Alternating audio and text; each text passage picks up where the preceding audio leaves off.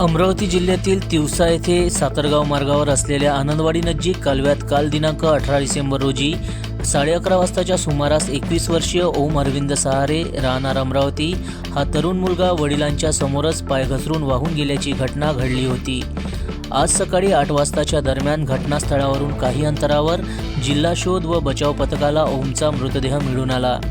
तिवसा उपजिल्हा रुग्णालयात शवविच्छेदन करून मृतदेह नातेवाईकांच्या स्वाधीन करण्यात आला। यावेळी रुग्णालयात सकाळी नातेवाईकांची मोठी गर्दी झाली होती। वडिलांसोबत कामाची साईट पाहायला आलेला ओम हा कालव्यावर पाय धुण्यासाठी गेला होता। त्याच दरम्यान त्याचा पाय घसरून तो कालव्यात पडला। वडिलांनी जोरजोरात मदतीची हाक दिली, मात्र तोपर्यंत ओम हा बराच लांब वाहून गेला आणि वडिलांनी त्यावेळी हंबरडा फोडला।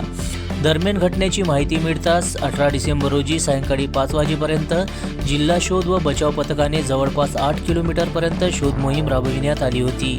मात्र कालव्यातील पाण्याची पातळी जास्त असल्यामुळे ओम मिळून आला नाही। आज पाण्याची पातळी कमी होताच सकाळी ओमचा घटनास्थळापासून 300 मीटर अंतरावर मृतदेह आढळून आला। जिल्हाधिकारी आशिष येरेकर आणि निवासी उपजिल्हाधिकारी यांच्या आदेशाने तसेच आपत्ती व्यवस्थापन अधिकारी सुरेंद्र रामेकर, तहसीलदार मयूर कडसे यांच्या मार्गदर्शनाखाली जिल्हा शोध व बचाव पथकात गजानन वाडेकर, सचिन धरमकर, विशाल निमकर, आकाश निमकर, सुमित बांबल यांच्या समवेत आपदा मित्र संदीप दहाट यांनी मदतकार्य केले। जनसमर्थन न्यूज, तिवसा, जिल्हा अमरावती।